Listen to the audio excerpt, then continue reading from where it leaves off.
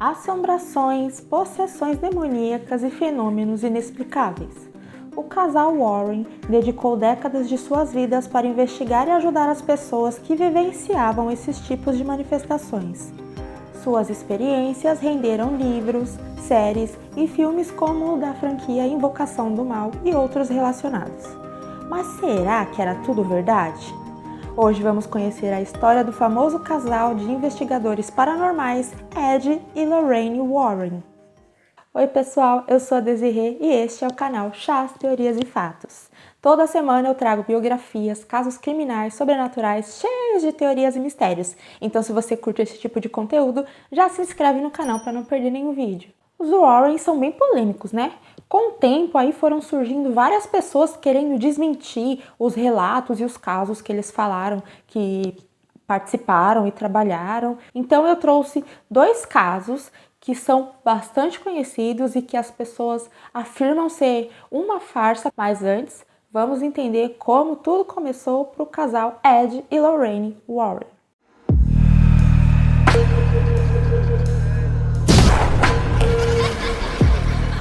Edward Warren nasceu dia 7 de setembro de 1926 na cidade de Bridgeport, no estado de Connecticut, nos Estados Unidos. Ele disse que ele cresceu em uma casa mal assombrada, onde ele ouvia vozes, ouvia passos e toda noite aparecia uma senhora no quarto dele. Mas o pai dele sempre falava para ele que tinha uma explicação racional e lógica para tudo aquilo. Só que o Ed disse que nunca achou essa explicação e o pai dele também nunca soube explicar essa explicação aí para ele. Já a Lorraine nasceu dia 31 de janeiro de 1927, também na cidade de Bridgeport. Ela disse que desde pequena ela enxergava o futuro e via a aura das pessoas. Ela estudou em um colégio de freira e teve uma atividade lá onde eles estavam plantando uma árvore. Aí ela pegou e falou para uma das irmãs freiras que ela já estava enxergando aquela árvore grande, mas não assim imaginando. Ela disse que estava enxergando de fato aquela árvore grande, como se tivesse passado anos.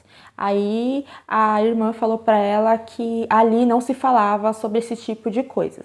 E teve uma vez que ela falou para uma freira que a luz que ficava em volta da cabeça dela era mais brilhante do que a luz da Madre Superiora. Bom, óbvio que a Madre Superiora não ficou feliz com isso, né? Com o que ela disse. E como resposta deu para ela um castigo onde ela teve que ficar 3 dias sem falar nada e sem brincar. O casal se conheceu quando a Lorraine tinha ido a um cinema com a amiga e o Ed trabalhava como atendente nesse cinema. E ela contou que quando ela viu ele pela primeira vez, ela tinha certeza de que ela o amaria para sempre. Porque ela não enxergou o Ed ali com 17 anos. Ela enxergou ele como um adulto, um homem maduro. O Ed serviu a marinha na Segunda Guerra Mundial. Só que aconteceu um acidente lá com o barco que ele estava e ele quase perdeu a vida. Por conta disso, ele ganhou uma licença de 30 dias. Ele voltou para casa, se casou com a Lorraine e foi combater novamente. Quando os conflitos terminaram, ele retornou e aí eles tiveram a filha deles, Judy. O Ed decidiu estudar arte, ele gostava muito de pintar, mas ele não curtiu muito a metodologia de ensino. Ele falou que ele não precisava de todas aquelas técnicas que os professores queriam ensinar, de geometria, aquele monte de coisa, e que ele pintava muito melhor do que os professores. Então ele largou e aprendeu outras coisas relacionadas à pintura por ele mesmo. E parece que ele era de fato muito talentoso. Ele e a Lorraine iam para frente das casas, ele pintava a fachada dessas casas, pintava um quadro com a fachada dessas casas e depois a Lorraine tocava a campainha da casa para oferecer aos moradores aquele quadro. E por muito tempo essa foi a única renda dos dois. E quando era uma casa que o Ed achava ou sentia que era mal assombrada, ele pintava até alguns fantasmas ali no quadro, saindo pela janela ou em algum lugar. E depois que eles iam lá tocar a campainha para poder oferecer a pintura, eles perguntavam se eles não podiam entrar e escutar, né, o relato daquelas pessoas que moravam ali naquela casa. A Lorraine disse que achava tudo aquilo uma besteira. Ela não acreditava em nada disso de fantasma, de demônios, possessão, nada disso. A única coisa que ela acreditava era em auras, porque era a única coisa que ela via. Mas conforme foi passando o tempo, ela começou a enxergar isso com outro olhar. Ela começou a ver que realmente aconteciam algumas coisas assim que não eram físicas, se é que vocês me entendem. E aí eles começaram a conversar com esses moradores dessas casas mal assombradas, pedindo permissão para investigar a casa, para tentar descobrir o que estava acontecendo ali e ajudá-los de alguma forma. Então eles começaram a estudar demonologia e publicar os relatos das experiências que eles viviam ali. E segundo o Ed falou, o motivo disso era para avisar as pessoas que o mal existia e que era preciso que elas ficassem atentas. E em pouco tempo eles já estavam participando de programas de TV ou para contar, né, as experiências dessas investigações e dessas ajudas que eles davam, ou para debater com algum outro convidado que era mais cético sobre tudo aquilo ali. Em 1952, eles fundaram a Sociedade de Pesquisa Psíquica de New England. Eles começaram a viajar o mundo inteiro fazendo essas investigações e ajudando as pessoas. E nessas investigações, essas viagens, eles não cobravam pelo trabalho, eles cobravam apenas o custo da viagem. E o que mantinha eles eram os livros que eles escreviam sobre o assunto e vendiam, e era isso que mantinha os Warren. Segundo a Lorraine, eles só iniciavam os auxílios espirituais depois que todas as alternativas de algo mais físico, algo científico, fossem esgotadas. Porque ela falou que a intenção deles não era provar que havia algo sobrenatural ali, era ao contrário. Eles buscavam primeiro desmentir ali, desmistificar o que estava acontecendo, para só depois, se não fosse constatado nada físico que explicasse, de fato partir para um auxílio espiritual. Mas em um caso mais grave, como possessão, por exemplo, eles não conseguiam resolver. Então eles pediam ajuda para um padre para poder fazer o exorcismo. Eles ficavam ali coletando provas, encaminhavam para a igreja, pedindo autorização, e aí sim acontecia um exorcismo. Lembrando que eles diziam ser extremamente católicos. Nos anos 80, eles abriram o Museu do Oculto com os objetos que eles coletaram nos casos, e tinha um padre que ia todos os dias abençoar o lugar.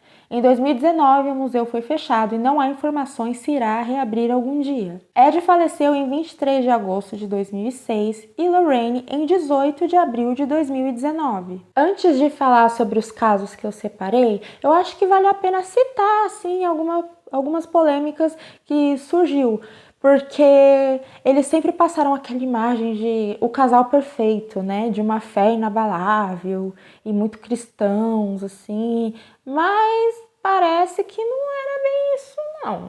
Em 2014, Judith Penney afirmou ter sido amante do Ed por 40 anos e disse que Lorraine sabia. Ela disse ter ido morar com os dois em 1963 e quando ela precisava ser apresentada a alguém, eles sempre diziam ou que era a sobrinha deles ou que era uma garota sem teto que eles estavam ajudando. Na época, ela tinha 15 anos e o Ed 30. Mas a coisa ficou feia mesmo em 1978, quando Penney tinha 30 anos, porque ela engravidou do Ed.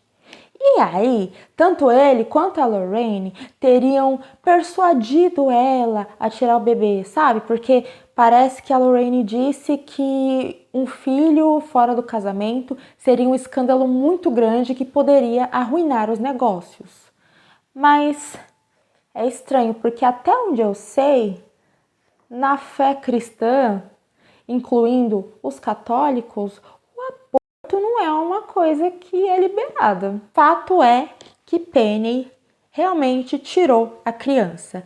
E até poderia ser uma história fantasiosa, mas algumas cláusulas contratuais do contrato que eles assinaram para fazer a franquia Invocação do Mal levantou a suspeita e algumas pessoas acreditaram que faz sentido as cláusulas com a história que a Penny contou. Por exemplo, eles exigiram que estivesse no contrato uma proibição que retratasse o casal cometendo algum crime relacionado a abuso ou relações com menor de idade e também algo relacionado com infidelidade. O advogado deles chegou a falar que é super normal esse tipo de coisa, porque aí barra um pouco e limita a licença criativa de quem está produzindo o filme. E quanto às declarações da Penny, ele falou que é tudo mentira. O advogado também disse que sim, a Penny ela chegou a morar com o casal sim, mas é porque